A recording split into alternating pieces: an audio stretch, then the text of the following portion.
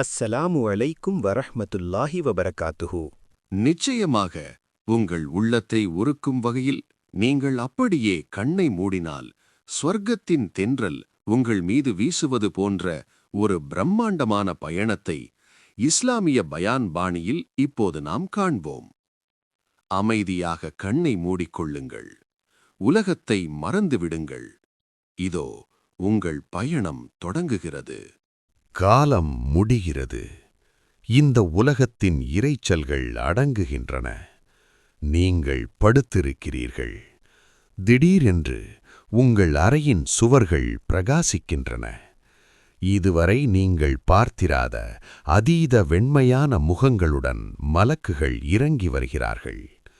அவர்கள் கையில் சொர்க்கத்தின் பட்டுத் துணியும் உலகத்தில் இல்லாத கஸ்தூரி மணமும் இருக்கிறது. உங்கள் உயிர் உங்கள் உடலை விட்டு ஒரு குடுவையிலிருந்து நீர் வழிவதைப் போல மென்மையாக பிரிகிறது. அந்த ஆன்மாவை மலக்குகள் ஏந்திச் செல்லும்போது வானுலகின் வாசல்கள் திறக்கின்றன. ஒவ்வொரு வானத்திலும் யார் இந்த தூய ஆத்மா என்று மலக்குகள் நறுமணம் வீசும் உங்களை வரவேற்கிறார்கள். அல்லாஹ் உங்களை பார்த்து, என் அடியானின் செயல்களை இல்லியீனில், அதாவது உயர்ந்த இடத்தில் பதிவு செய்யுங்கள் என்று கட்டளையிடுகிறான். காலங்கள் உருண்டோடி மக்ஷர் மைதானத்தில் விசாரணை முடிந்து நீங்கள் அல்லாஹ்வின் அருளால் சிராத் பாலத்தை மின்னல் வேகத்தில் கடக்கிறீர்கள். இதோ உங்கள் கண்கள் விரிந்து பார்க்கின்றன. உங்கள் முன்னால் பிரம்மாண்டமான சொர்க்கத்தின் வாசல்கள். அந்த வாசல்களின் அகலம் எவ்வளவு தெரியுமா? அதன் ஒரு பக்கத்திலிருந்து மறுபக்கம் செல்ல வேகமான குதிரையில் பயணித்தால் பல ஆண்டுகளாகும். அந்த 8 வாசல்களும் உங்கள் நற்செயல்களுக்காக காத்துக் கொண்டிருக்கின்றன. பாபு சலாத், தொழுகையின் வாசல். ஐவேளை தொழுகையை அதன் நேரப்படி அல்லாவின் பயத்துடன் தொழுதவர்களுக்காக இது திறக்கப்படும். பாபுல் ஜிஹாத், தியாகத்தின் வாசல். இறைவழியில் தங்கள் உயிரையும் உடைமைகளையும் தியாகம் செய்த வீரர்களுக்காக இது ஒதுக்கப்பட்டுள்ளது. பாபுர் ரையான், நோன்பின் வாசல். பசியையும் தாகத்தையும் அல்லாவின் கட்டளைக்காக பொறுத்துக் கொண்ட நோன்பாளிகள் மட்டுமே நுழையக்கூடிய பிரத்யேக வாசல். பாபு சதகா, தர்மத்தின் வாசல். இடதுகை கொடுப்பது வலதுகைக்கு தெரியாமல் அள்ளி அள்ளி கொடுத்த வள்ளல்களுக்காக இது திறந்திருக்கும். பாபுல் ஹஜ், ஹஜ்ஜின் வாசல். கடமையான ஹஜ் கடமையை நிறைவேற்றி புனிதமடைந்தவர்களுக்காக. பாபுல் காலிமீனல் கைத், கோபத்தை விழுங்குவோரின் வாசல். பிறரை மன்னித்து தன் கோபத்தை கட்டுப்படுத்திய மாண்பாளர்களுக்காக. பாபுல் ஐமான், நம்பிக்கையாளர்களின் வாசல். எந்த விசாரணையும் இன்றி நுழையும் பாக்கியம் பெற்றவர்களுக்காக. பாபு தௌபா, மன்னிப்பின் வாசல். செய்த பாவத்திற்காக கண்ணீர் சிந்தி திருந்தி அல்லாவின் பக்கம் மீண்டவர்களுக்காக இந்த வாசல் எப்போதும் திறந்திருக்கும். நீங்கள் உள்ளே நுழையும்போது சொர்க்கத்தின் காவலாளி மலக்கு ரித்வான் புன்னகையோடு உங்களை வரவேற்று, அஸ்ஸலாமு அலைக்கும், நீங்கள் தூய்மையானவர்கள், இதில் நிரந்தரமாக தங்குங்கள் என்கிறார். உள்ளே நுழைந்ததும் நீங்கள் காண்பது கற்பனைக்கு எட்டாத அழகு. உங்கள் கால் வைக்கும் இடம் வெறும் மண்ணல்ல, அது தூய கஸ்தூரி மற்றும் குங்குமப்பூ. அங்கே கற்களுக்கு பதிலாக முத்துக்களும் மாணிக்கங்களும் சிதறிக் கிடக்கின்றன. நீங்கள் நடக்கும்போது உங்கள் பாதங்களில் படும் அந்த மென்மை உங்களை மெய்சிலிர்க்க வைக்கிறது. தூரத்தில் உங்கள் மாளிகை தெரிகிறது. ஒரு செங்கல் தங்கம், ஒரு செங்கல் வெள்ளி.